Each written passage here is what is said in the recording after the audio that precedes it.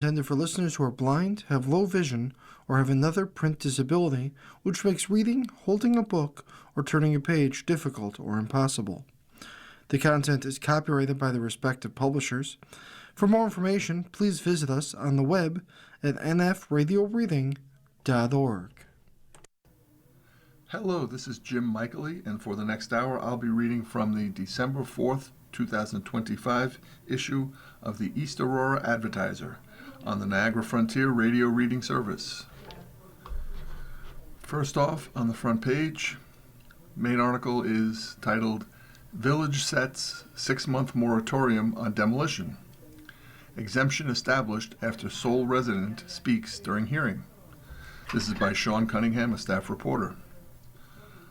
Following a public hearing in which one resident spoke, the East Aurora Village Board passed a 6-month moratorium on partial or full demolition of any building in the village, with a caveat.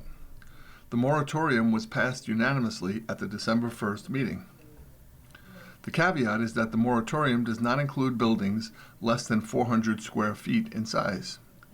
Village Attorney Chris Trapp addressed the need for the moratorium prior to the public comment, which will allow the Village Code's demolition requirements to be updated in the interim. The board had originally discussed the moratorium at the November 17th meeting, where Code Enforcement Officer Elizabeth Cassidy explained that a property at the intersection of Maple Road and North Street underwent a significant renovation without review from the Planning and Historic Preservation Commissions or the Village Board. There was a discovery that there was little that the village could do in that regard, based on the way it was going through the process of demolition, Trapp said. Once it's gone, it's gone. It's not coming back. Trapp said that he intended to sit down with the building department and the Historic Preservation Commission to discuss ways to improve the code. This is basically not preventing things in the future, but it's giving the village the opportunity to create the local law so that it is fair to everybody, Trapp said. Village resident Tony Rosati spoke during the public hearing to gain clarification regarding which structures were to be included in the moratorium. Rosati has a 265 square foot, one-car garage on his property that he is looking to have taken down. Currently, an accessory structure under 500 square feet does not require a demolition permit under the code. Any structure over 500 square feet and 50 years old or older needs to be evaluated by the Historic Preservation Commission. Otherwise, it is evaluated by the building department before being referred to the Planning Commission or Village Board. Rosati said that he wanted to see language added to the moratorium to mirror the code requirements. 180 days probably makes sense for particularly commercial buildings. You've got to take a look at it. But these smaller projects, Rosati said, postponing everything until June of next year seems excessive. Trapp said that he hoped the law would be codified before the 180-day period had concluded. I've been on the board, Rosati said. It's not unusual for things to get extended rather than shortened. During a discussion period, Trapp said he would recommend if the board were to make an exception, a square footage limit should be established. Trustee Kristen Cameron motioned to set the moratorium with the exception of buildings of less than 400 square feet. The moratorium will become active once the local law is filled with the New York Secretary of State. Any demolition permits issued prior to the moratorium are exempt. The moratorium only applies to exterior demolition. The Village Board will meet again at 7 p.m. Monday, December 15th at the Aurora Municipal Center on Oakwood Avenue. Also from the front page, here's an article titled, Nice Egg hosts open house about proposal. It's by Shelley Ferrolo. The final informational session for the proposed Erie, Wyoming Transmission Solution, EWTS, took place on November 20th at the Marilla Community Center on Two Rod Road. New York State Electric and Gas, NYSEG, is in the planning stages of a multi-year electric transmission line project called EWTS. It consists of rebuilding approximately 11 miles of high-voltage lines to improve capacity and reliability for more than 35,000 NYSEG customers. The project will begin at the substation on Stoll Road and end at the High Sheldon substation in Sheldon. This will increase electric capacity to thousands of Western New Yorkers, Michael Baggerman said, who is the communications manager for NYSEG. This will improve capacity and reliability for 11,000 customers. The infrastructure is over 69 years old and is beyond its useful life.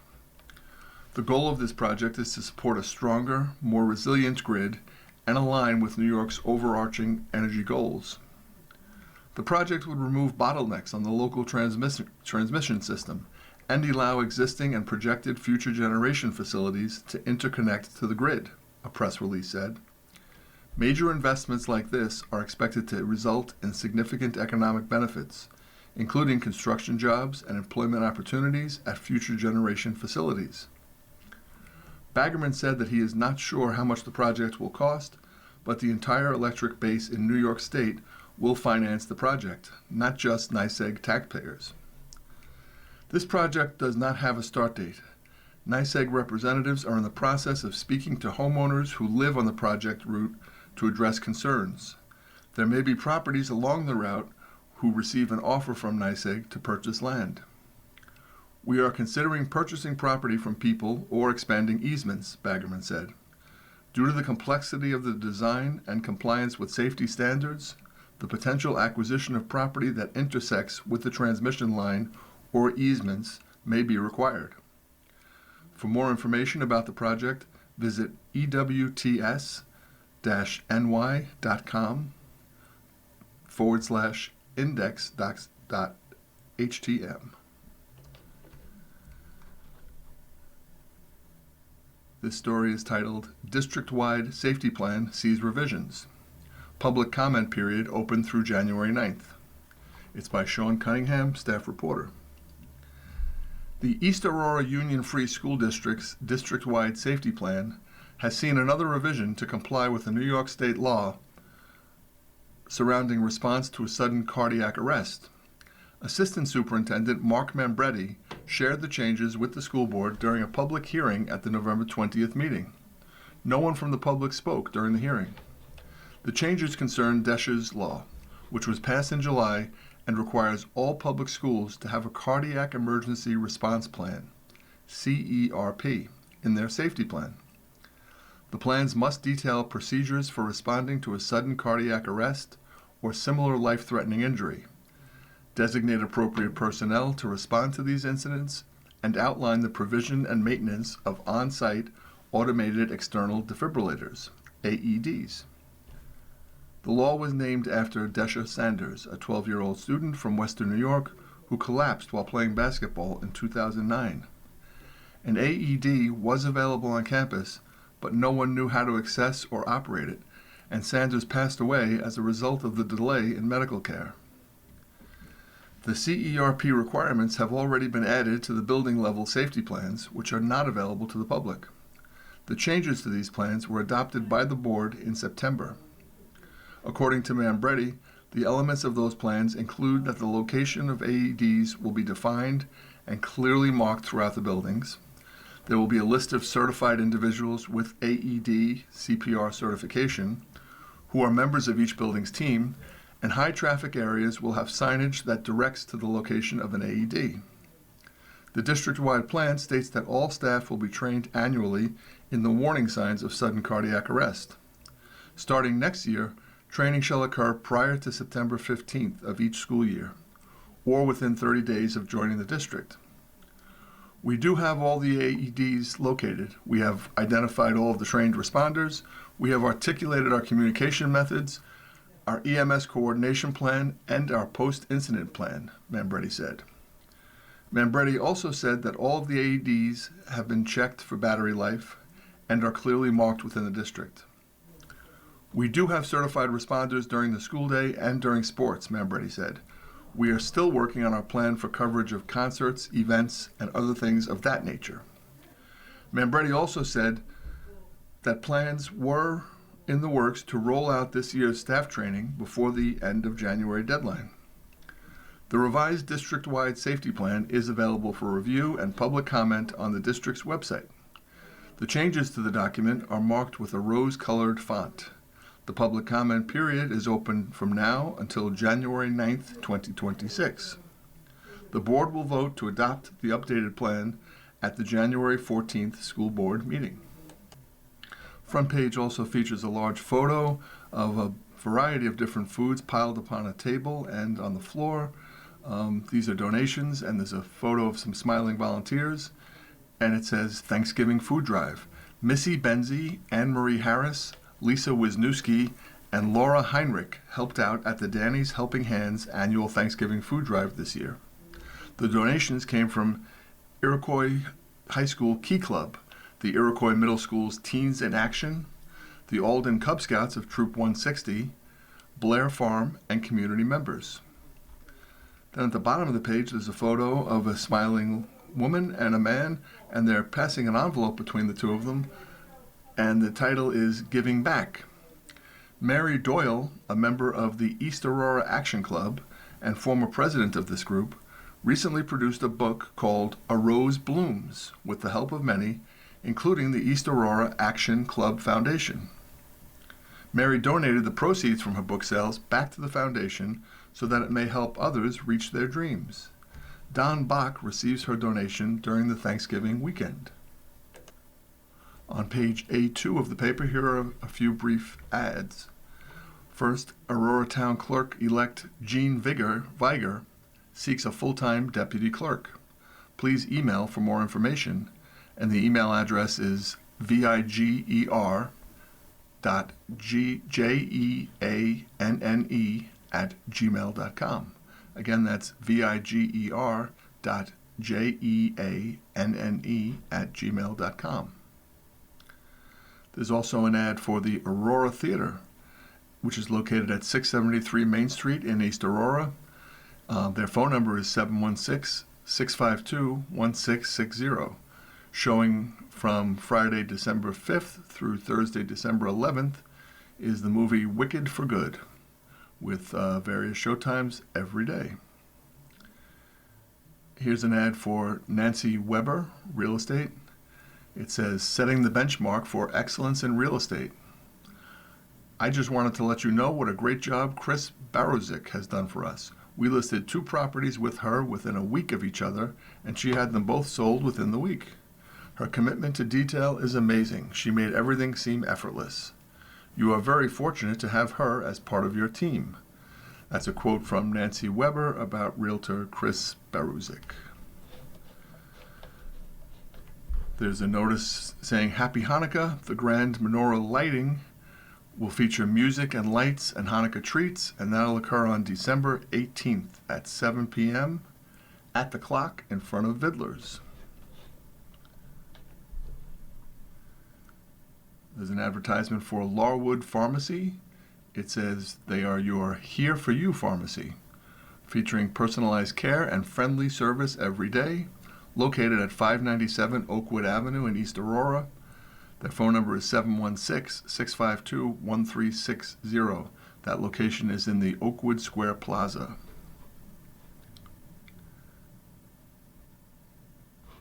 And the Kenneth Howe Funeral Home has been serving East Aurora for over 80 years. They offer pre-planned funeral and cremation arrangements. Christopher Clock, KLOC, is the owner. Limelight Music says, give the gift of music this holiday. They have guitars, drum sets, ukuleles, and more. And they give a free lesson with purchase of any instrument. New inventory is arriving daily. And you can learn from 2 East Aurora Music Hall of Fame recipients. Again, that's the Limelight Music Store, located at 706 Main Street in the rear, locally owned and serving East Aurora for 35 years. You are listening to a reading of articles and features from the East Aurora Advertiser on the Niagara Frontier Radio Reading Service. On page A2, here's a story that says, Providence Farm Collective Deputy Director elected to Erie County Farm Bureau Board. Providence Farm Collective, PFC, recently announced that Deputy Director Hamadi Ali has been elected to serve on the board of the Erie County Farm Bureau. In this role, Ali will bring the perspectives of refugee, immigrant, and other under-resourced farmers into county-level conservations shaping agriculture across East Erie County and New York State. As a voting member, I hope to advocate for PFC farmers and connect refugee and immigrant farmers to the larger farming population in the United States, Ali said. Farming comes in many different forms, and those of us who don't fit the conventional definition are generally left without a voice. I'm honored to be voted on as a board member to advocate for all farmers to realize a farming system that works for all of us. The Erie County Farm Bureau is part of the New York Farm Bureau, whose mission is to serve and strengthen agriculture. Farm Bureau is a non-governmental, volunteer organization financed and controlled by member families for the purpose of solving economic and public policy issues challenging the agricultural industry. Its grassroots policy development process begins at the county level with problem identification and culminates at the New York Farm Bureau annual meeting with resolutions addressing the issues, ensuring the organization represents the majority position of its membership. Providence Farm Collective is a nonprofit that believes in empowering just and equitable access to food and farmland. It cultivates farmer-led and community-rooted agriculture and food systems to actualize the rights of under-resourced people. PFC has its roots in the Somali Bantu Community Farm, a 3-year pilot project. The pilot explored the challenges and opportunities of addressing fresh food insecurity and farmland inequity. PFC is the only organization in Western New York that supports under-resourced farmers needing access to clean rural farmland, farming and business education, technical assistance, access to markets, and the opportunity to farm for income.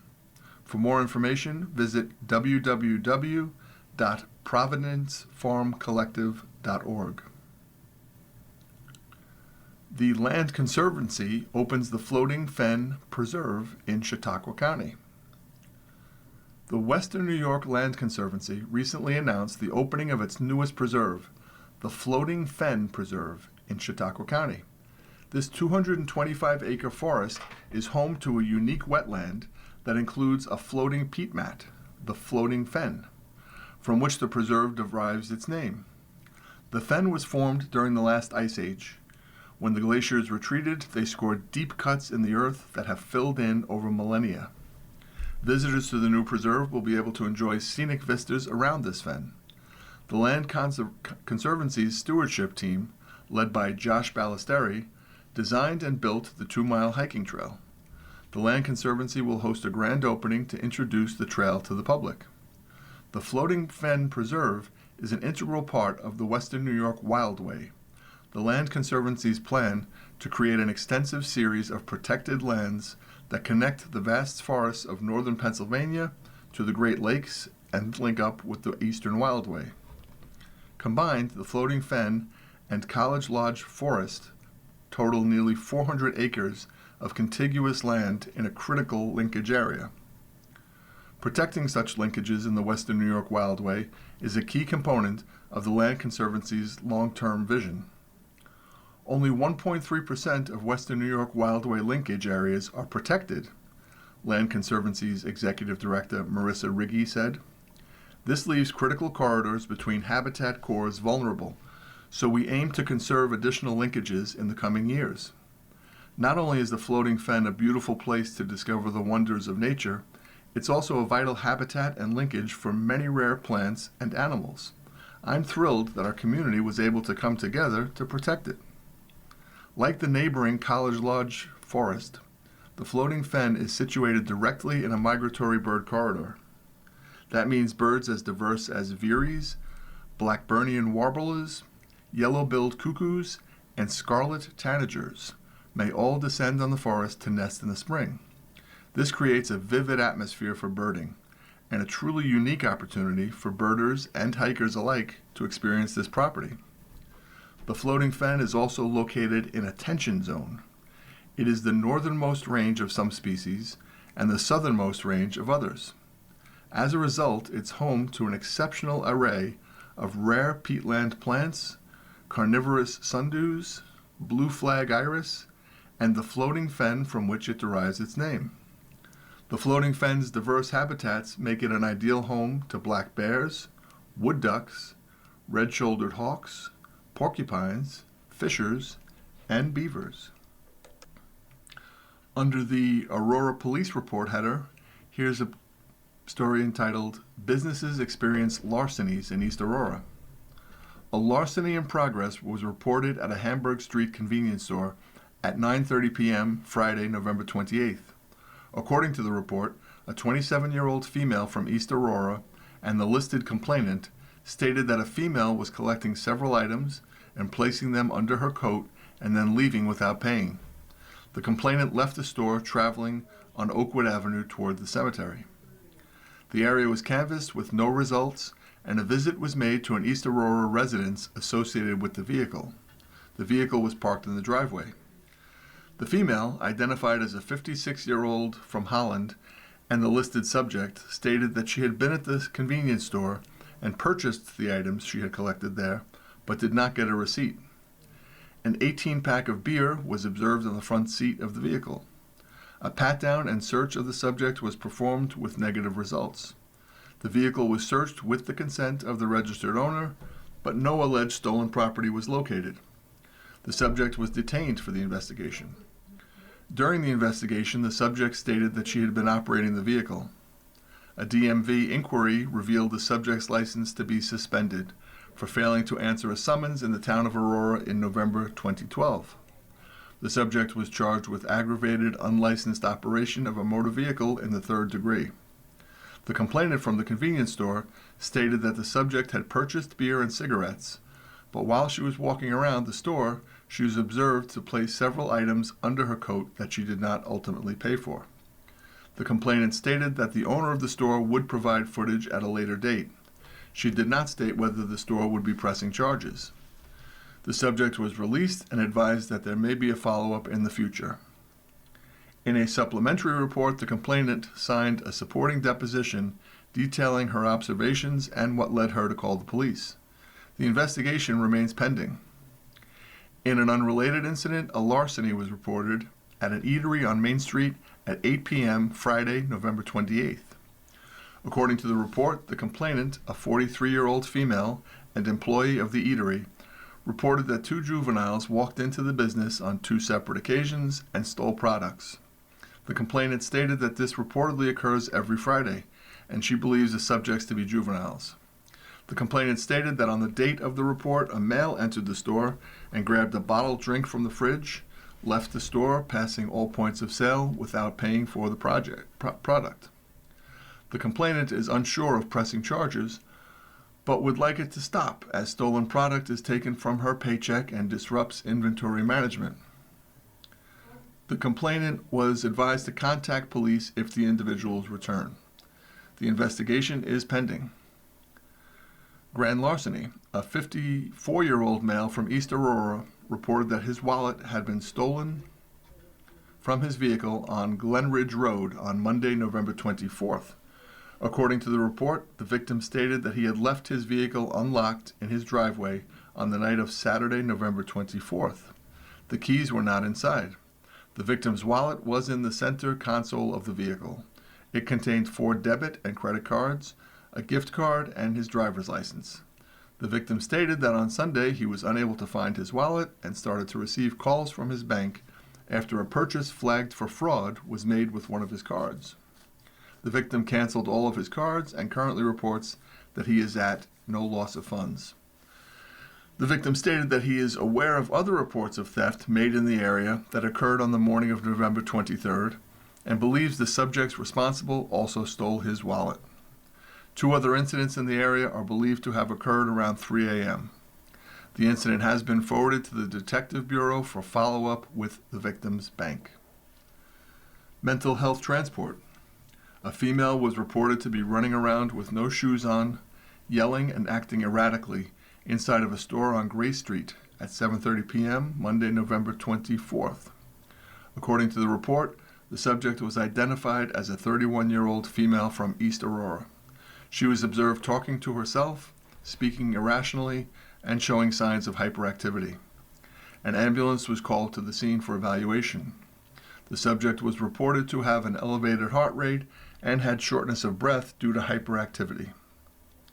Due to the subject's state, a mental health hold was requested, and the subject was remanded to ECMC. The subject was transported without incident.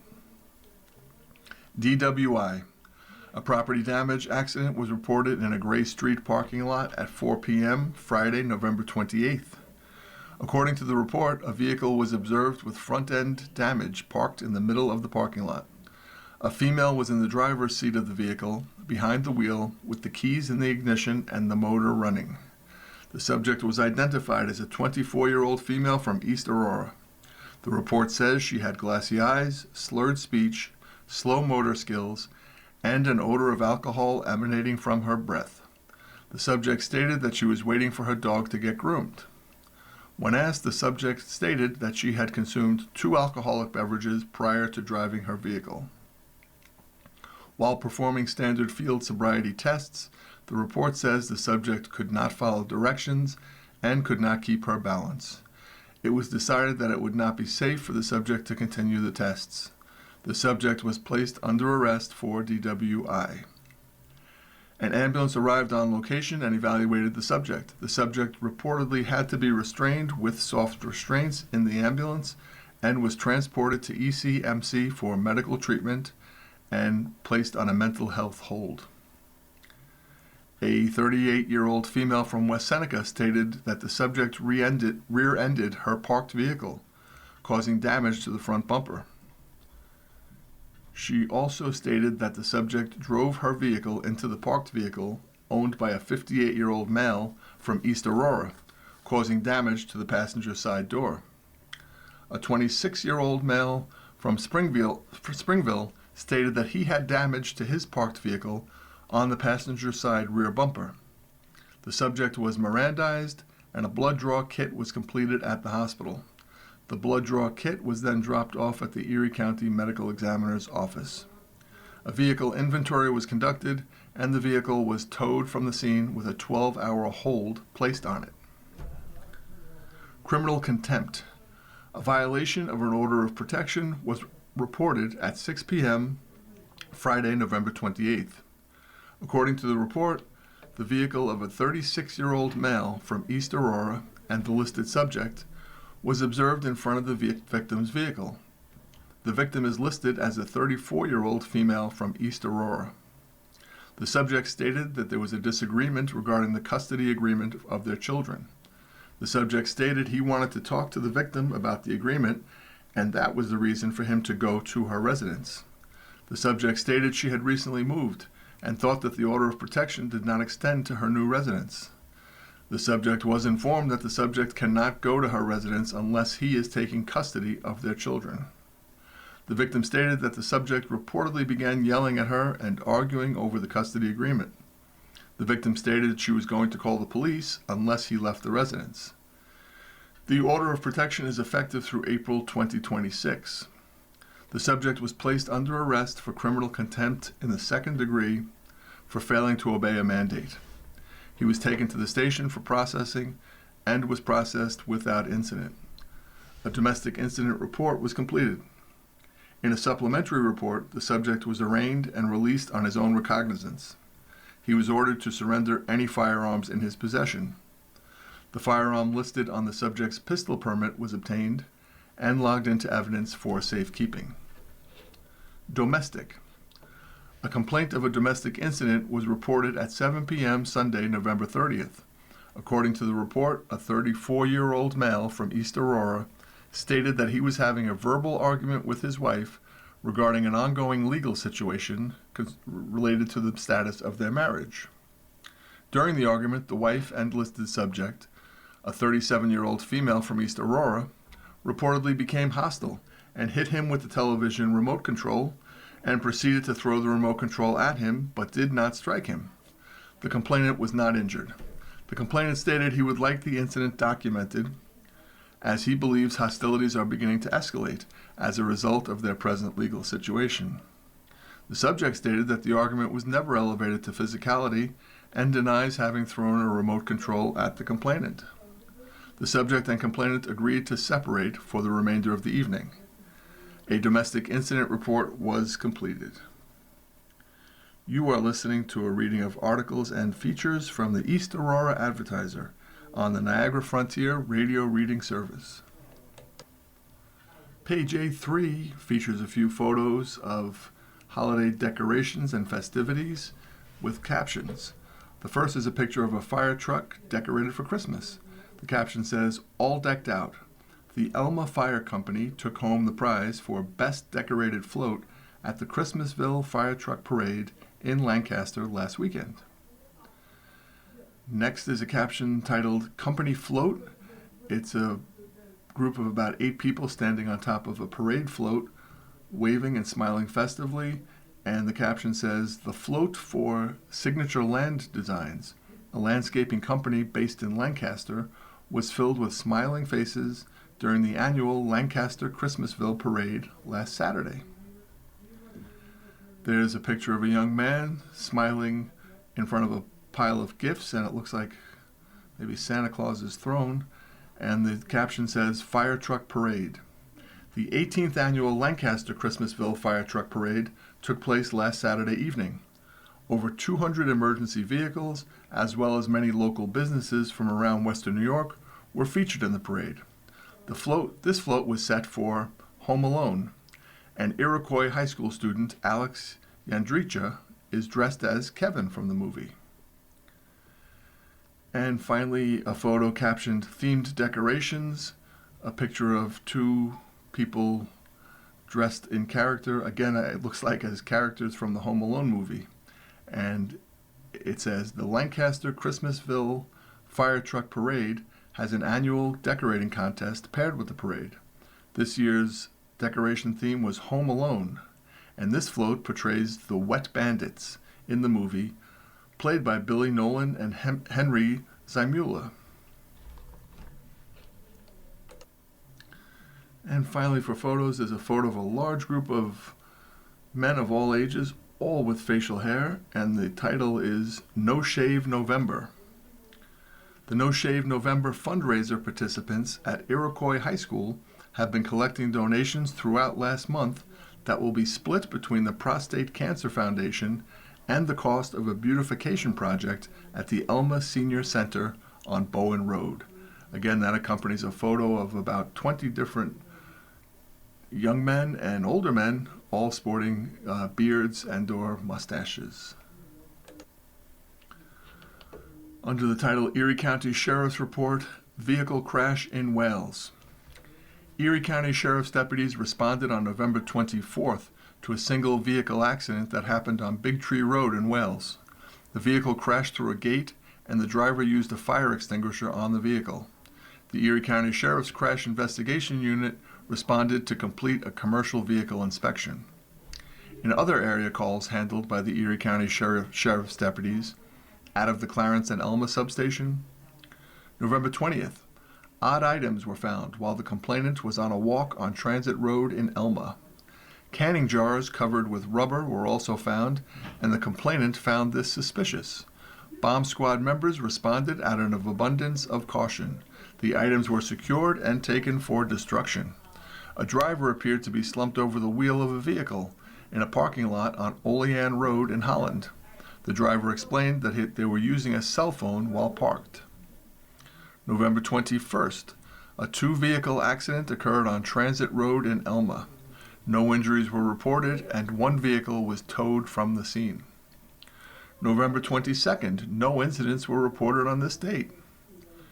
November 23rd, a suspicious vehicle was reported driving up and down the street very slowly on Shang Road in Wales. The area was checked, but no vehicle was located. A loud noise was heard from Two Rod Road in Wales. The area was checked, but nothing out of the ordinary was observed. November 24th, a group of children were throwing rocks into the roadway on Crittenden Road in the village of Alden. The children were advised of the dangers of their actions and reported that there was no damage at this time. A 2-vehicle accident happened on South Main Street in Holland. No injuries were reported, and both vehicles were driven from the scene. November 25th, a grass fire was reported from Three Rod Road in Marilla.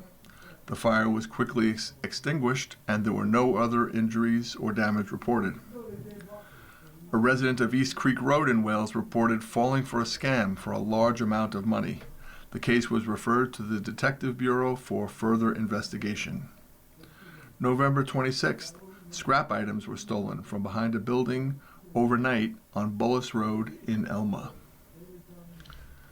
Here's a brief story titled, Iroquois Foundation Seeks New Board Members. The Iroquois Foundation is in search of new members for its board of directors. Over the years, the foundation has played a role in encouraging educational creativity and opportunities for students by helping to fund innovative, non-budgeted projects within the Iroquois Central School District. Board meetings are held at the Iroquois High School Conference Room on the first Monday of every month.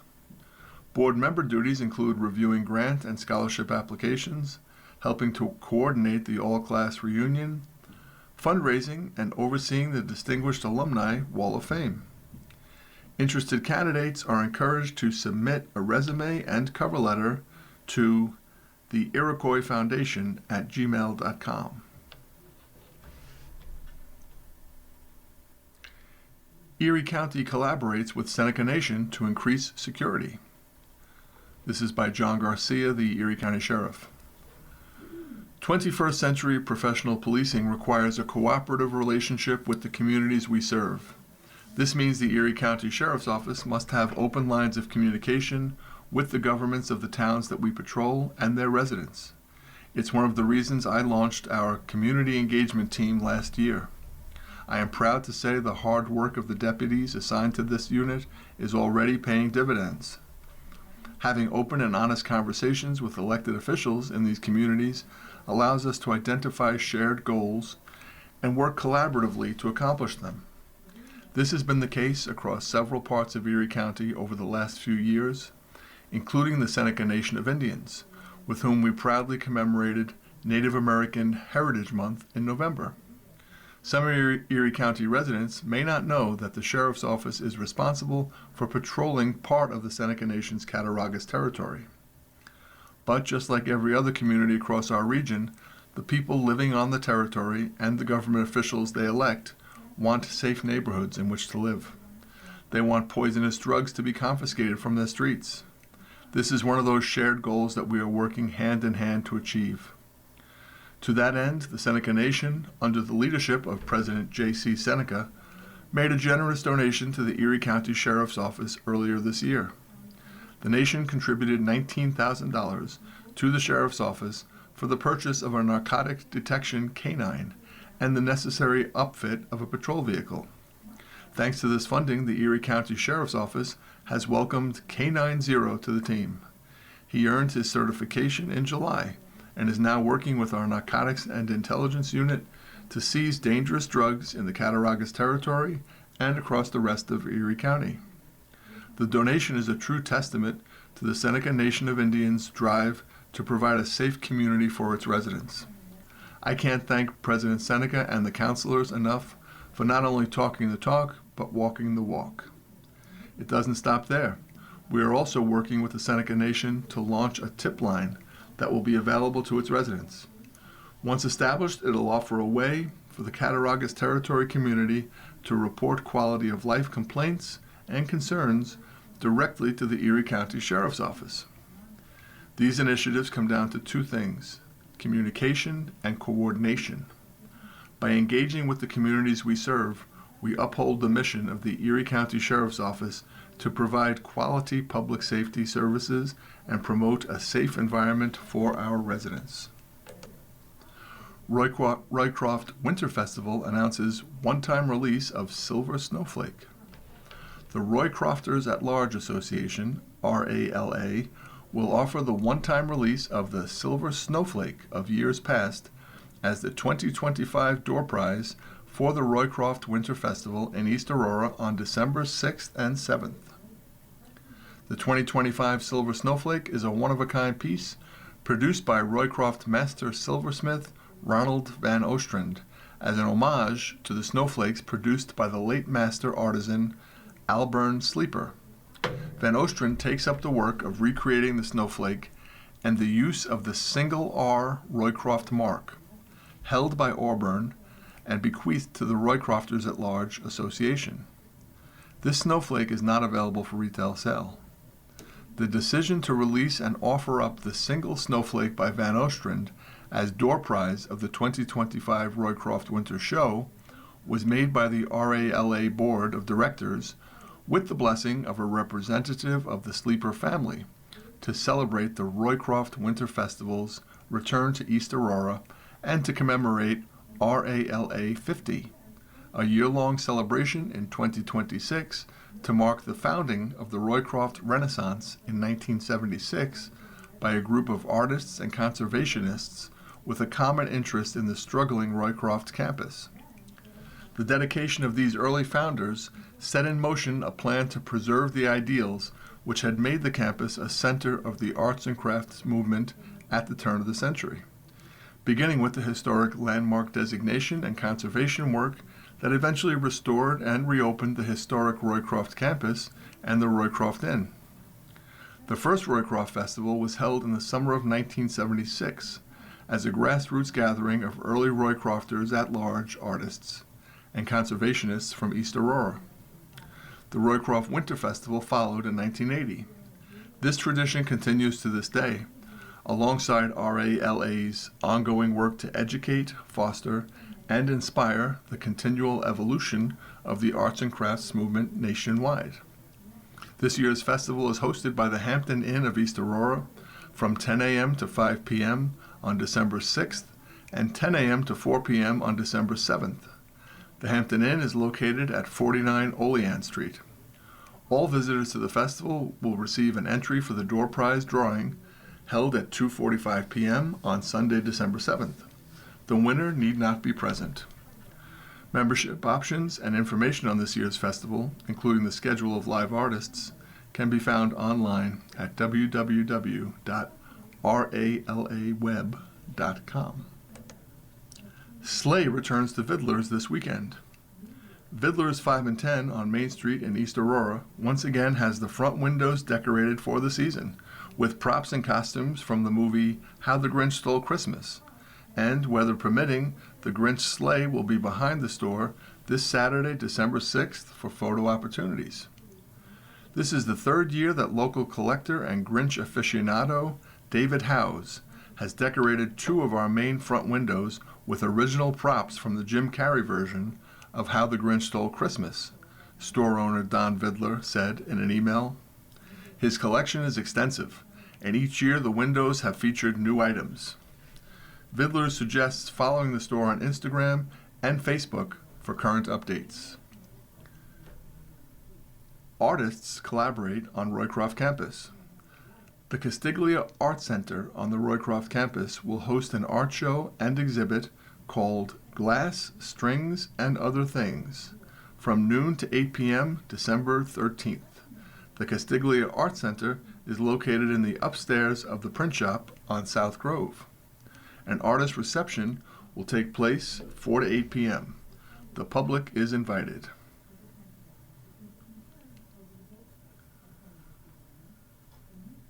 There's a photo on this page captioned Pie Face.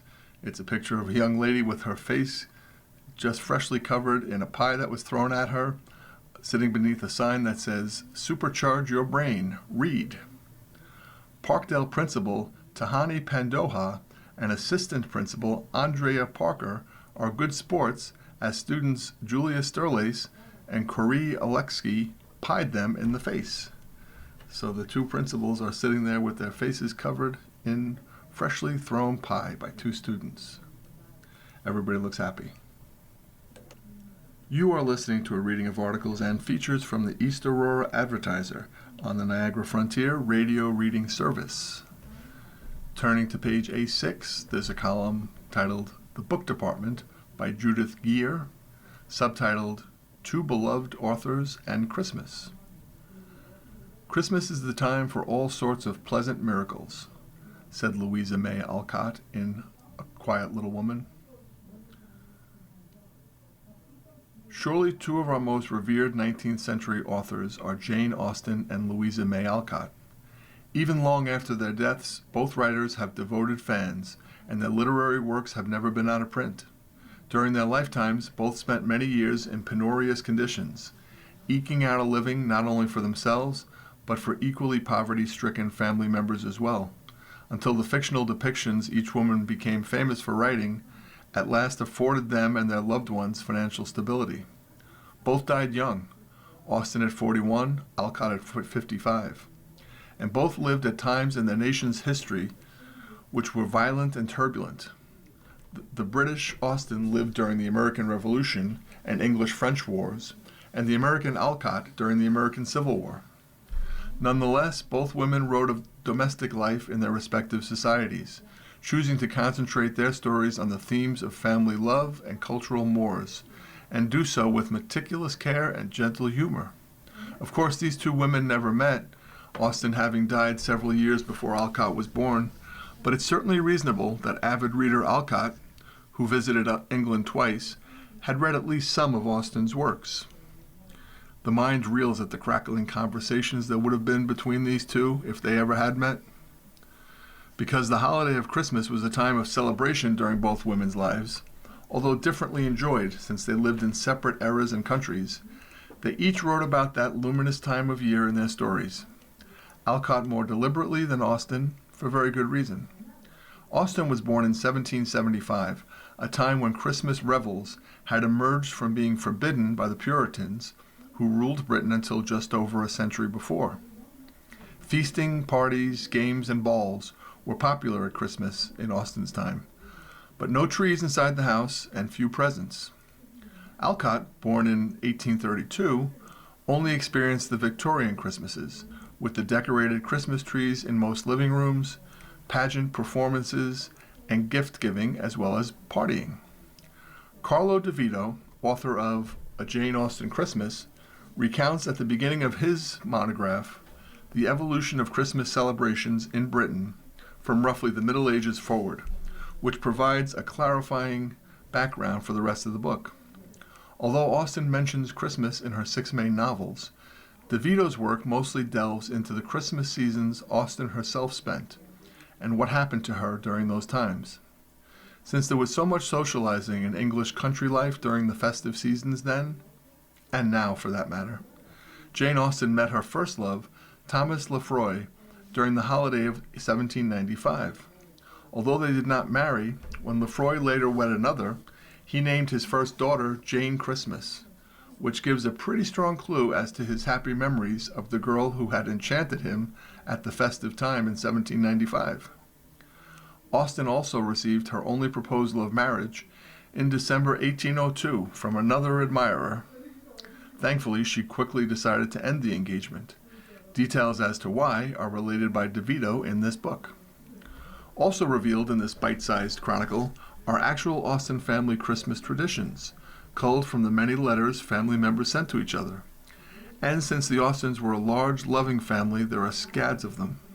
These missives are replete with the theatricals and parlor games, including such Regency-era competitions as Hunt the Slipper, Oranges and Lemons, Wind the Jack, Spare Old Noel, and Bullet Pudding, which were the amusements the young engaged in at this time and at this season.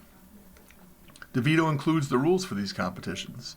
Some are as ridiculous as they sound, as well as recipes for fruit punches and desserts that were expected to be served when guests of the Austen family came to call. This is a delightful little book, which Janeites will gobble right up, but which also offers an introduction to Austen's life and era, which will entice those who are neophytes to the wondrous world generated by her literary creations. Louisa May Alcott's Christmas Treasury is a collection of all the Christmas short stories which Alcott wrote, as well as the famous passage about Christmas Day from Little Women. It must be noted that before she became a famous novelist, Louisa May Alcott was a short story writer who regularly published her works in magazines.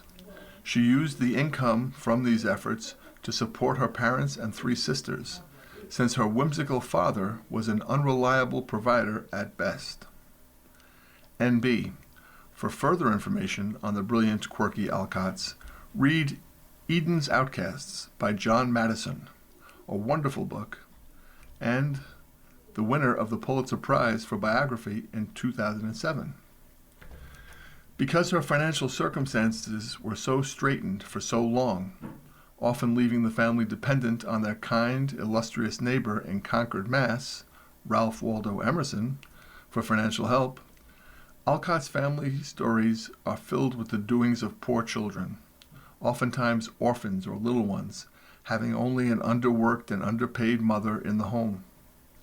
Editor Stephen Hines uses a story called The Quiet Little Woman as his kickoff tale, which pitches the reader immediately into the little orphan girl ethos trailing through these yarns.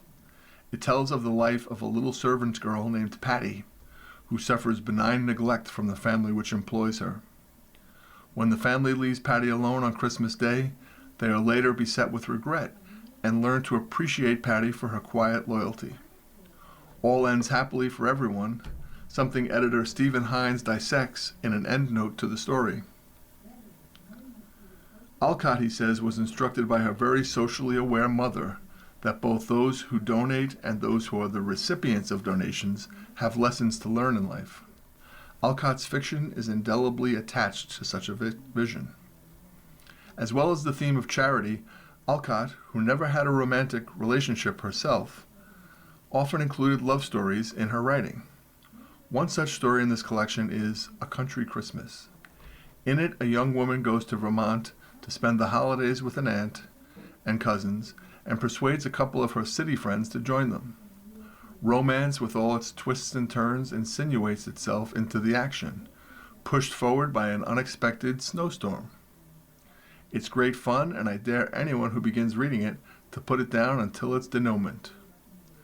Louisa May Alcott is a marvelous writer, and even stories which, flowing from another author's pen, would be sappy beyond belief, attain a dignity and joy coming from her verbal garden. They are suitable to be read to children, who I think would find them gentle examples of good behavior, as well as just plain fun. Also, if you read this book, note Alcott's droll wit, which made me chuckle on more than one occasion. In today's environment, violence and mistrust seem never-ending. But the gracious, charming fiction of Jane Austen and Louisa May Alcott offers their readers assurances that seeking civility in the midst of chaos can teach us that kindness and charity are what we humans were made for. Happy holidays, one and all. Judith Geer was an educator for 37 years and retired from the faculty of Erie Community College in 2005. She represents the 7th generation of her family to live in Holland. There is an obituary on page A7 for Leonard J. Wallach, Army veteran, husband. Leonard lived from February 26, 1935 to November 22, 2025. Leonard J. Wallach of Elma died on Saturday, November 22nd. He was 90. Known to family and friends as Lenny, Mr. Wallach was born on February 26, 1935, one of 3 sons of the late Michael and Edna Wallach. He was predeceased by his brothers Bernard, late Joanne, and Florian, married to Annette Wallach.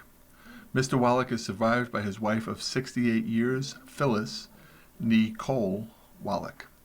In addition to his wife, Mr. Wallach is survived by his sons Jeffrey and Kevin. Their spouses, respectively, are Judy and Julie.